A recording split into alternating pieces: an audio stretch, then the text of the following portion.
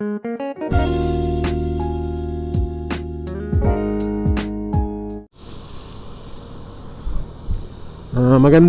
gabi sa lahat. Ngayon ay tetest ko yung nabili ko sa Lazada na lavalier lapel mic, 140 pesos kasama na yung shipping. Medyo hindi na maganda yung TRS adapter nya, medyo mahaba, tumutusok sa dibdib. Yun, makikita nyo yun, ang haba nya. Yan. Try ko kung maganda yung audio nya. Sa ngayon po ay close visor yung helmet ko, nakasarado. Titingnan natin kung maririnig niya yung with noise. Try naman nating buksan yung visor. Ayan. Bali nakaposition yung microphone mismo sa may harap ng bunganga, sa harap ng uso. Yan, naka-open po yung visor natin. Yan. Ang settings ko nga pala sa gabi pag ganito, ang same lang nung gamit ko sa araw, 1080p 60 frames per second. Naka-auto lang yung ISO. Yan. Try ulit natin na close yung visor, kung ano yung magiging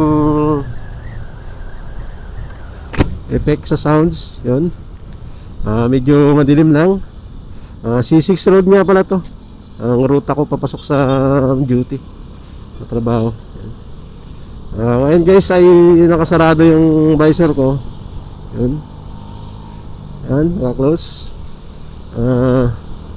Sana mas maganda yung kuha pag naka-close yung visor. Pero madalas pag nasa biyahe ako, nasa lalamove, madalas naka-open lang yung visor ko.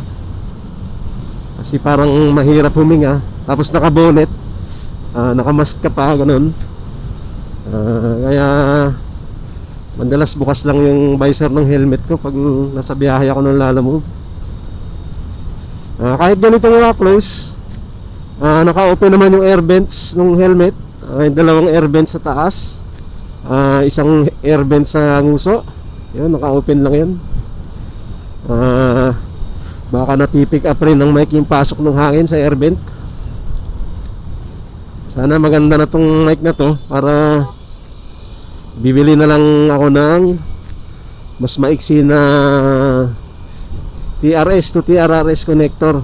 Kasi itong kasama sa lavalier mic masyadong mahaba. Pag lilingin ka, talagang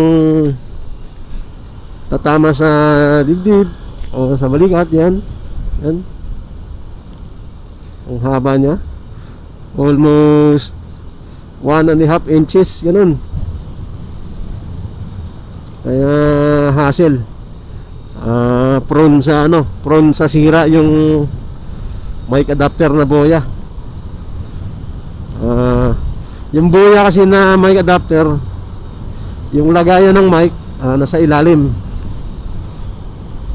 Sa ilalim, hindi kagaya ng Sinova nasa gilid, nakaharap sa nguso ng helmet kung naka-set up for motovlog sa helmet.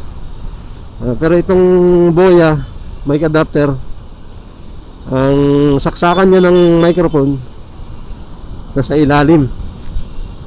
Kaya yung adapter na kasama nito ay hassle, pahaba.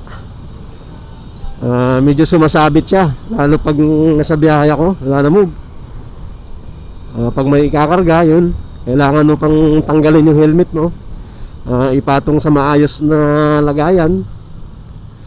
Kasi sayang, iniingatan ko yung buya na baka mabali o baka mapunggal, ganun. Bali yun lang guys. Audio test lang to ng lavalier microphone. Magandang gabi sa lahat. Salamat sa panonood. Ride safe. Sana ma-subscribe nyo rin tong channel ko.